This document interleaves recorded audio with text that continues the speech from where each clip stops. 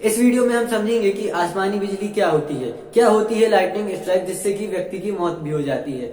हम यह भी जानेंगे कि बादलों के गरजने से आवाज क्यों आती है, क्या लाइटनिंग स्ट्राइक से बचा भी जा सकता है, क्या जो इसका करंट होता है, इसकी बिजली होती है, इसे हम स्टोर भी कर सकते हैं।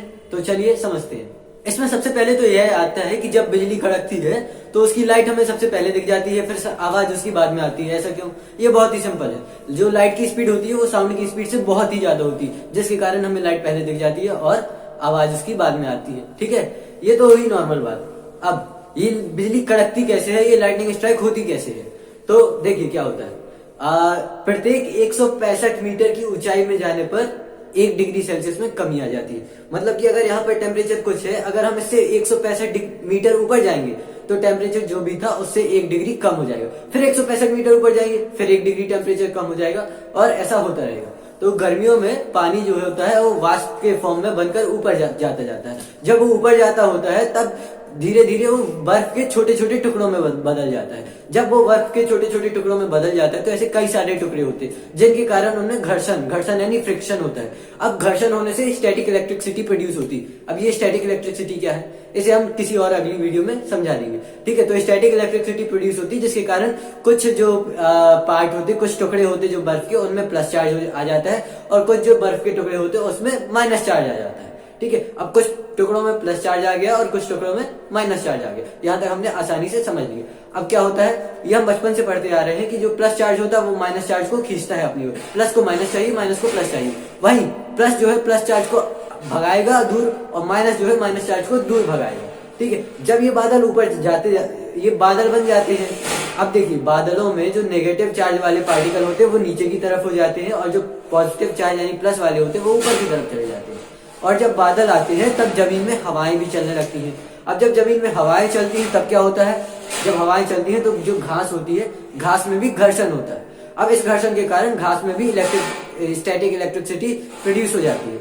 ये स्टैटिक इलेक्ट्रिसिटी से कुछ में प्लस और कुछ में माइनस आ जाता है। अब जो ये माइनस चार्ज होता है वो अर्थ ही सोख लेती है, तो क्या बचा, घास में प्लस चार्ज। घास में प्लस चार्ज बचा और बादल में है माइनस चार्ज।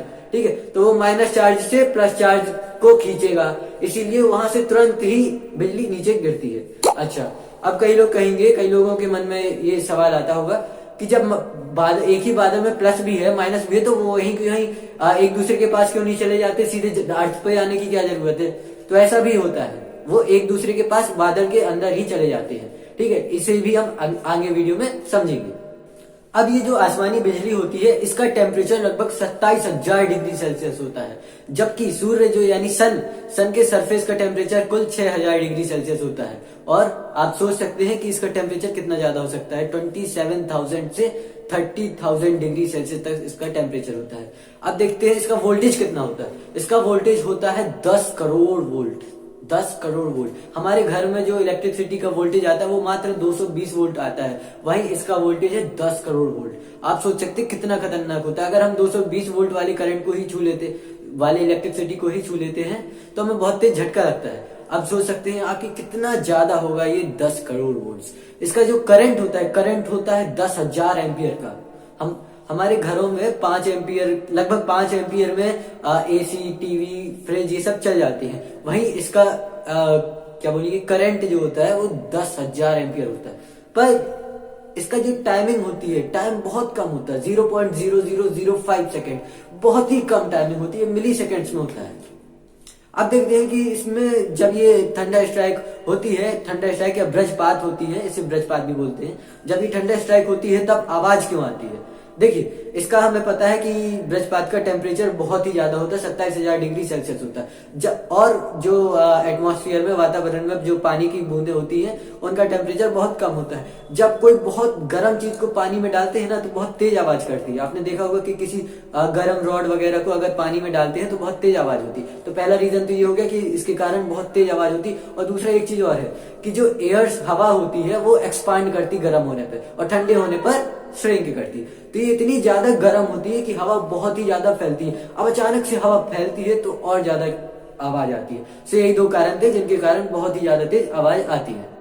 इससे बचने के लिए बेंजामिन फ्रैंकलिन नाम के एक साइंटिस्ट ने लाइटनिंग रॉड का निर्माण किया था, जैसे कि हम तड़क चालक या तड़िक चालक भी बोलते हैं। ये जो लाइटनिंग रॉड होती है बड़ी बड़ी बिल्डिंग्स के ऊपर या फिर बड़े बड़े जो टावर्स होते हैं उनके ऊपर लगाई जाती है और इनको डायरेक्ट सीधे ग्राउंडिंग देकर अर्थ से कनेक्ट कर दिया जाता है। मतलब कि जो ऊपर रॉड लगा देंगे, लाइटनिंग रॉड लगा देंगे, फिर उसको वायर के जरिए डायरेक्ट अर्थ में ग्राउंड दे देंगे। ठीक है, कुछ इस प्रकार से ये लाइटनिंग रॉड काम करती है। उन्होंने बताया था कि जो ये वज्रपात होती है या लाइटनिंग स्ट्राइक होती है, इसे जितनी जल्दी हो सके उतनी जल्दी हमें ग्राउंड में भेजना है। हम इसके लिए जितनी ज्यादा हाइट में ये तड़िक चालक या फिर लाइटनिंग रॉड लगाएंगे उतना ज्यादा सेफ्टी होगी। अगर हम बहुत ही जल्दी किसी भी लाइटनिंग स्ट्राइक को ग्राउंड में भेज सकते हैं, तो अगर हम उसके बगल में भी खड़े हो जाएं तो कोई खास फर्क नहीं पड़ेगा, क्योंकि जो लाइटनिंग स्ट्राइक है वो किसी वायर के जरिए बहुत ही जल्दी ग्राउंड पर पहुंच रही है। अब देखिए, हम देख लेते हैं कि बिजली ज्यादा कहाँ गिरती है। तो बिजली सबसे ज्यादा पेड़ के आसपास गिरती है, इसीलिए बोलते भी है कि पेड़ों के नीचे बिजली गिरते समय हमें नहीं बैठना चाहिए। ऐसा इसलिए होता है क्योंकि बिजली को तो जल्दी से जल्दी ग्राउंड पे जाना है, अर्थ पे जाना है, तो उसे जितनी ऊपर कोई अच्छी चीज या ऑब्जेक्ट मिल जाएगा वो वहां से जाएगी। ठीक है, तो पेड़ 20 फीट, अगर 20 फीट ऊंचा कोई पेड़ है तो वो 20 फीट ऊपर से ही बोलेगा कि चलो पेड़ से चलो। तो ऐसा होता है, अगर जैसे कोई बड़ी बिल्डिंग है या उसमें तड़क चालक लगा है तो वो इतना ऊपर है तो तड़क चालक से होते हुए डायरेक्ट ग्राउंड पर जाएगी। इसीलिए लाइटनिंग रॉड का यूज भी इसी कारण से होता है। ठीक है, तो पहली चीज तो ये होगी। दूसरी चीज ये है कि हमें खुले ग्राउंड पे दौड़ना कभी नहीं चाहिए, क्योंकि खुले ग्राउंड पर भी बिजली की गिरने की संभावना बहुत ज्यादा होती है, और अगर दौड़ेंगे तो और भी ज्यादा हो जाती है। दौड़ने से ऐसा क्यों कि दौड़ने से और ज्यादा हो जाती है? ऐसा इसलिए क्योंकि जब हम दौड़ेंगे तो फ्रिक्शन जो है हमारे पैरों के और ग्राउंड के बीच में भी फ्रिक्शन होगा, जिसके कारण और ज्यादा पॉजिटिव चार्ज इकट्ठा हो जाएगा, तो और ही जल्दी से आपके आसपास बिजली गिर जाएगी। सो ये मेन दो जगह थी, और भी कई कारण से वो बिजली कहीं भी गिर सकती है, ऐसा कुछ निश्चित नहीं होता कि यहीं पर गिरेगी। देखिए, ऐसा नहीं है कि अगर किसी के ऊपर बिजली गिरती है तो वह इंसान मर ही जाए। कभी कभी बच भी जाते हैं। जब बचते हैं तो लिचेनबर्ग नाम की एक बीमारी हो जाती है। इस बीमारी में कुछ बॉडी में टैटू जैसा साइन बन जाता है, टैटू जैसा, जिसमें कि पेड़ की ब्रांचेस होती हैं। ठीक है, और कभी कभी किन्हीं या कुछ लोगों के लिए ये जो होता है ये वरदान सा भी साबित हो जाता है। अभी कुछ समय पहले की बात है, एक व्यक्ति थे जो कि गार्डन पे बैठे हुए थे रात को, वो लगभग ग्रस्त थे, पर उनके ऊपर बिजली गिरी और जब उन्हें दूसरे दिन सुबह हॉस्पिटल पे होश आया तो उनका लगभग ठीक हो गया और वो आराम से चलने लगे। तो ये कुछ लोगों के लिए वरदान सा भी साबित होती है, पर इसके चांस बहुत ही कम होते, लगभग इम्पॉसिबल होती।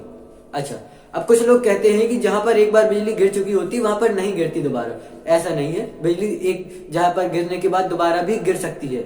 जो स्टैच्यू ऑफ लिबर्टी है उसके आसपास कई बार बिजली गिर चुकी है और गिरती भी रहती है। अब देखिए, तो ये जो बिजली गिरती है ये क्लाउड टू क्लाउड, यानी कि बादलों के एक दूसरे से टकराने के कारण ही गिरती है। सो हम इसको 3 भागों में बांट सकते हैं। एक होता है इंट्रा क्लाउड, दूसरा होता है क्लाउड टू क्लाउड और तीसरा होता है क्लाउड टू ग्राउंड। अच्छा, इंट्रा क्लाउड क्या है?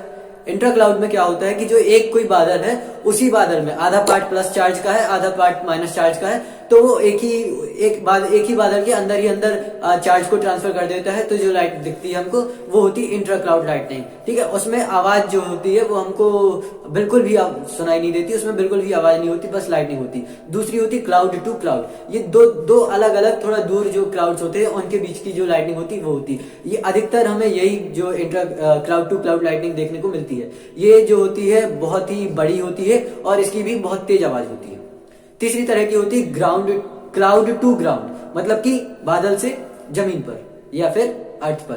क्लाउड टू ग्राउंड लाइटनिंग, इसमें क्या होता है बादल से डायरेक्ट अर्थ पर लाइटनिंग हो जाती है। इससे बहुत ही ज्यादा तेज आवाज आती है और इसके बारे में ही हमने पूरी वीडियो में समझाया है।